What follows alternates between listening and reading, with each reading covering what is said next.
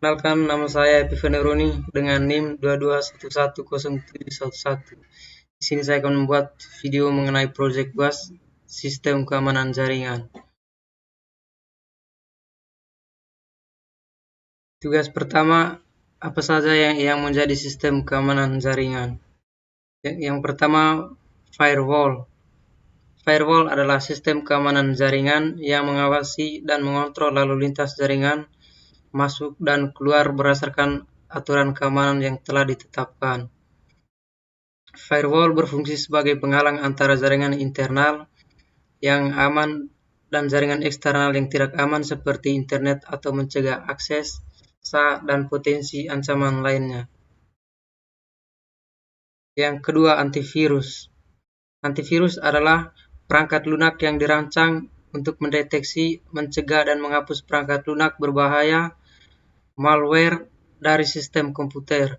Antivirus melakukan pemindaian terhadap file dan program yang berpotensi bahaya dan memberikan perlindungan terhadap ancaman seperti virus, bot, trojan, spyware, dan ransomware. Yang ketiga, enkripsi data. Enkripsi data adalah proses mengubah data menjadi format yang tidak dapat dibaca tanpa kunci dekripsi yang tepat. Enkripsi digunakan untuk melindungi data sensitif selama penyimpanan, data arrest, atau transmisi data, agar tidak dapat diakses atau diubah oleh pihak yang tidak berwenang. Yang keempat, jaringan pribadi virtual. Jaringan pribadi virtual atau biasa disingkat Virtual Private Network atau VPN adalah teknologi yang memungkinkan pembuatan koneksi aman dan terenkripsi melalui jaringan publik seperti internet. VPN digunakan untuk menyembunyikan alamat IP, memastikan privasi dan melindungi data yang dikirim antara perangkat pengguna dan server VPN, sehingga aktivitas online tetap aman dari penyadapan dan pengawasan. Yang kelima, perlindungan identitas. Perlindungan identitas mencakup berbagai langkah dan teknologi yang digunakan untuk melindungi informasi pribadi dan data identifikasi dari pencurian identitas. Ini termasuk penggunaan kata sandi yang kuat, autentikasi, 2 faktor, monitoring aktivitas akun, dan layanan perlindungan identitas, mengawasi penggunaan data pribadi di internet, dan mengirim peringatan jika ada aktivitas mencurigakan. Tugas yang kedua, jelaskan bagaimana proses enkripsi dan dekripsi.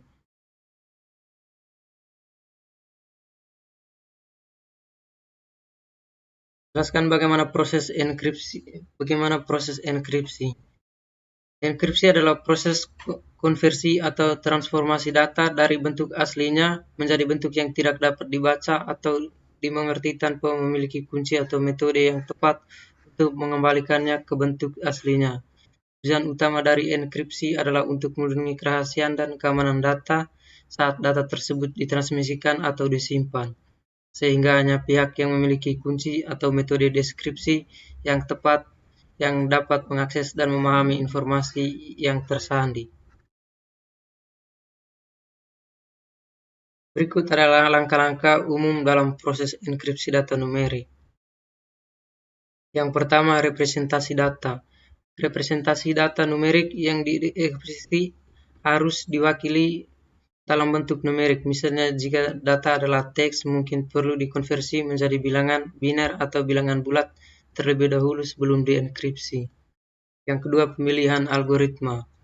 Pemilihan algoritma enkripsi sesuai untuk data numerik. Beberapa algoritma enkripsi umum yang dapat digunakan untuk data numerik termasuk algoritma seperti Advanced Encryption Standard atau yang disingkat dengan AES.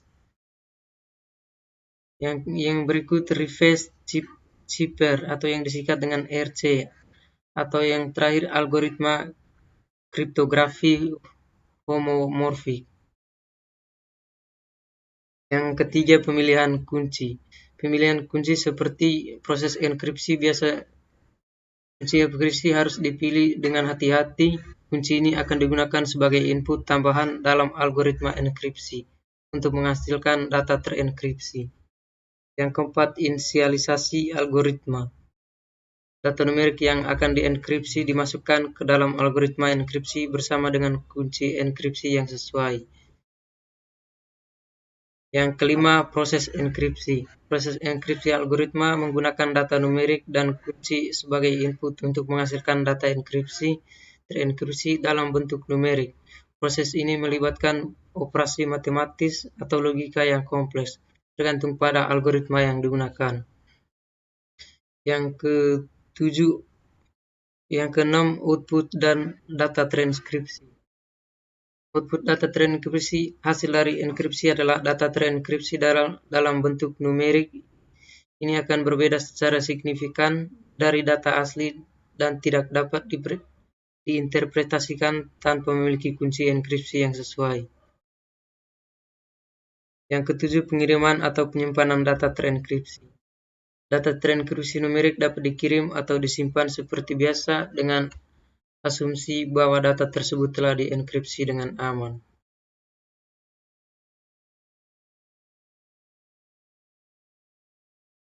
Yang kedua, jelaskan bagaimana proses dekripsi.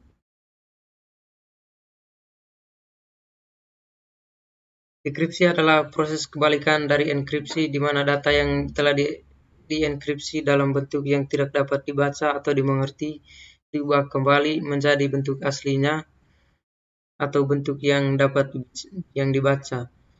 Proses dekripsi dilakukan dengan menggunakan kunci atau metode yang sesuai untuk mengembalikan data ke bentuk awalnya setelah data tersebut. Berikut adalah langkah-langkah umum dalam proses dekripsi. Yang pertama, pemilihan algoritma. Algoritma dekripsi yang sesuai harus dipilih. Algoritma dekripsi ini adalah kebalikan dari algoritma enkripsi yang digunakan saat mengenkripsi data. Yang kedua, pemilihan kunci. Pemilihan kunci dekripsi yang sama digunakan saat enkripsi harus digunakan untuk mendeskripsi data. Kunci ini digunakan sebagai input tambahan untuk algoritma dekripsi. Yang ketiga, analisis algoritma.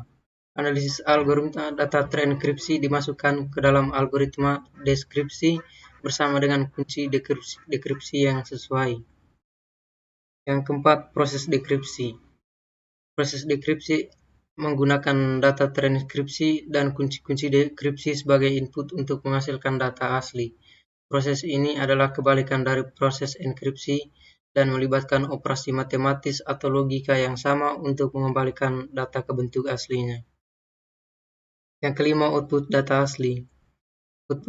Hasil dari proses dekripsi adalah data asli yang sama data yang dekripsi sebelumnya. Data ini sekarang dapat dibaca atau diproses seperti biasanya. Tugas 3, sejarah terminologi.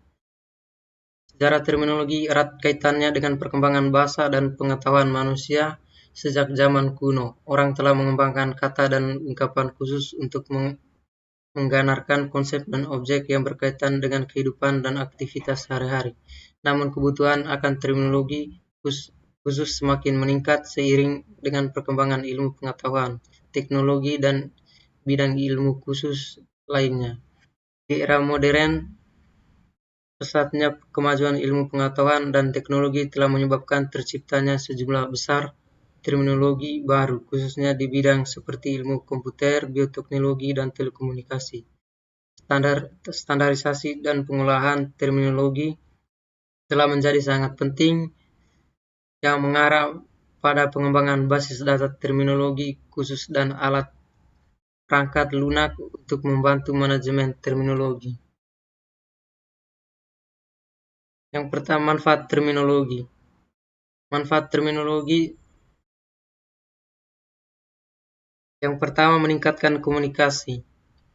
Dengan menggunakan terminologi yang sama, orang dapat memastikan bahwa mereka memahami dan dapat berkomunikasi dengan jelas dan efektif. Hal ini sangat penting dalam bidang seperti kedokteran, hukum, dan teknik, di mana kesalahpahaman atau interpretasi yang salah dapat berdampak serius.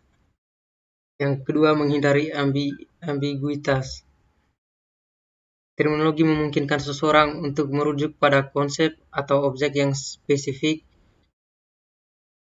dengan cara yang jelas dan tidak ambigu. Ini sangat penting dalam kasus seperti pengadilan dan penerjemahan dokumen, di mana kesalahpahaman interpretasi dapat menyebabkan kesalahpahaman atau keputusasaan yang salah. Yang ketiga, membangun identitas profesional. Membangun identitas profesional terminologi dapat membantu membedakan dan membangun identitas dari suatu bidang atau profesi. Yang keempat, memudahkan pembelajaran. Dalam bidang akademik, terminologi dapat membantu mahasiswa mempelajari dan memahami konsep-konsep yang kompleks dengan lebih mudah. Dengan menggunakan terminologi yang tepat, mahasiswa dapat memaksimalisi informasi dan memahami materi dengan baik. Yang berikut, meningkatkan efisiensi. Meningkatkan efisiensi dalam bidang teknis atau industri, terminologi yang jelas dan terstandarisasi dapat membantu meningkatkan efisiensi dan produktivitas. Misalnya dalam bidang manufaktur, terminologi yang konsisten dapat memudahkan kerjasama dan koordinasi antara berbagai departemen dan tim. Yang kedua, dominan name system atau DNS server.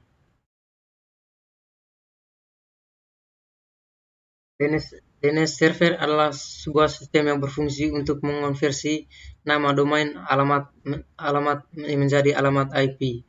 Server DNS ini bekerja sebagai jembatan antara nama domain dan alamat IP yang digunakan oleh komputer untuk menemukan lokasi situs web yang dituju.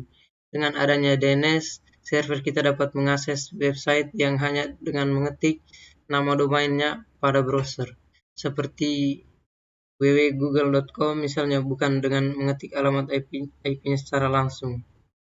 DNS service akan bertugas untuk mencari dan menyediakan alamat IP yang sesuai dengan nama domain yang dicari. Berikut fungsi masing-masing lapisan dari model OSI layer. Antara lain, yang pertama, physical layer.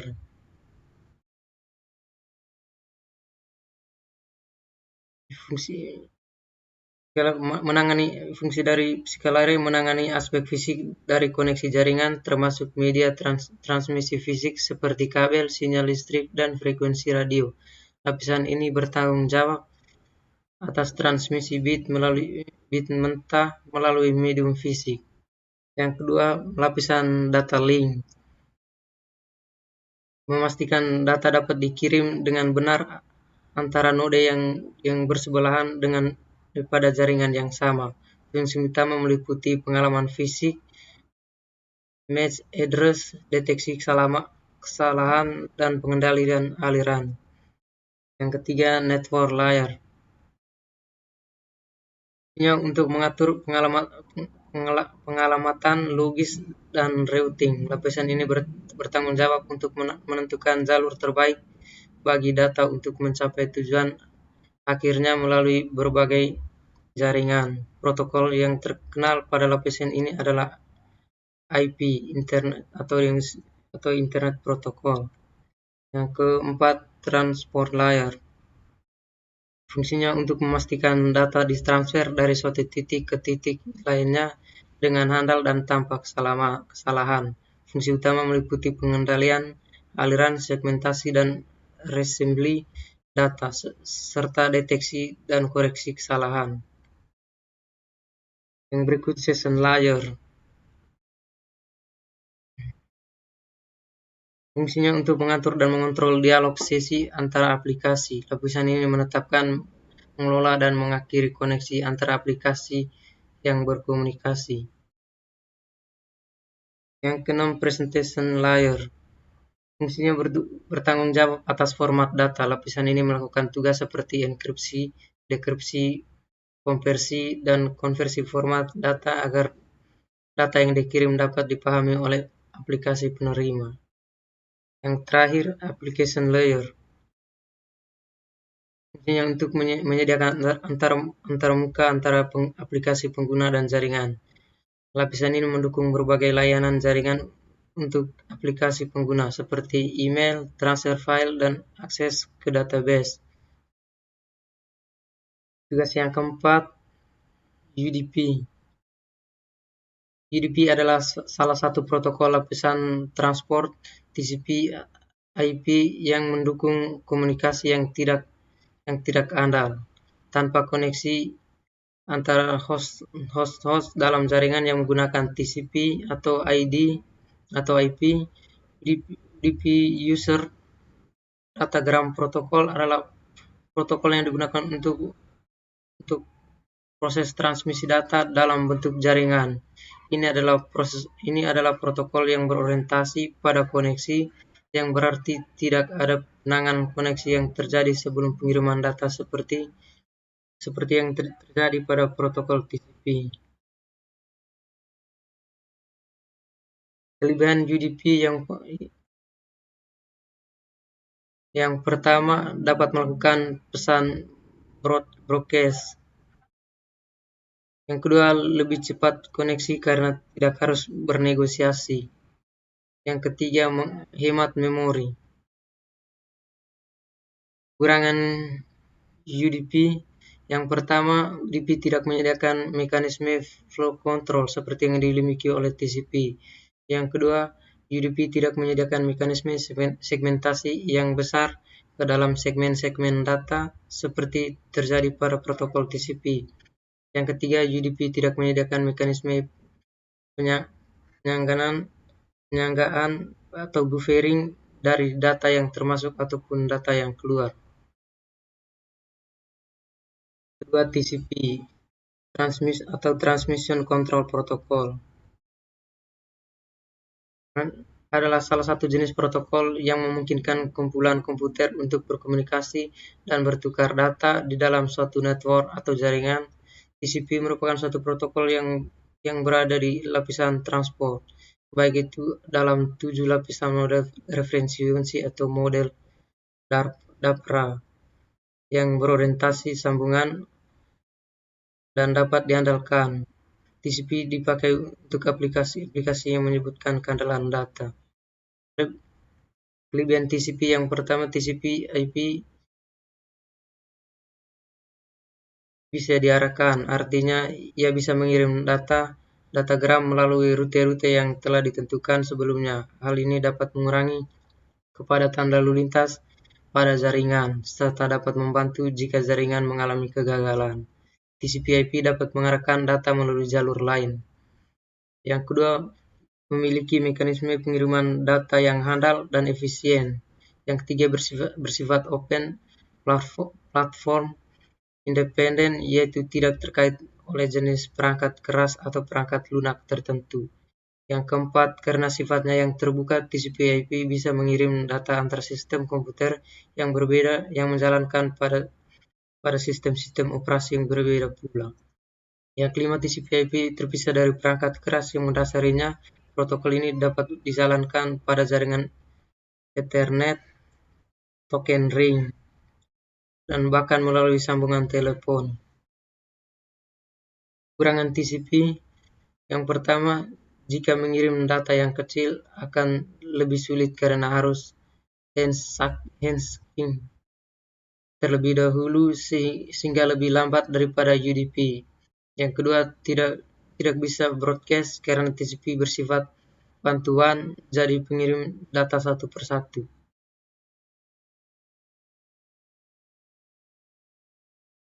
Yang ketiga, IPv4 dan IPv6. IPv4 atau Internet Protocol version 4 adalah versi protokol yang paling umum digunakan untuk mengatur alamat IP di internet. Ini menggunakan alamat 32 bit yang ditulis dalam format decimal bertitik. Setiap perangkat yang terhubung ke internet memerlukan alamat tempat yang unik untuk dapat berkomunikasi dengan perangkat lainnya. Yang kedua, IPv6 atau Internet Protocol version 6 adalah versi terbaru dari protokol internet yang dirancang untuk mengatasi masalah kekurangan alamat IP IPv4. IPv6 menggunakan alamat 128 bit yang ditulis dalam format heksadesimal. Contohnya 2001.2 OD B8 .285 A3.20000.282 8A2E.20370.27334. Jumlah alamat IPv6 yang jauh lebih besar, sekitar 340 anskilon. Kemungkinan setiap perangkat di planet memiliki beberapa alamat IP juga digunakan keamanan yang tingkat efisien jaringan yang lebih dibandingkan IPv4. Di sini saya akan menjelaskan mengenai aplikasi yang berfungsi untuk mengontrol dan mengelola jaringan. Di sini saya menggunakan aplikasi OpenSignal. Kita langsung saja buka aplikasinya.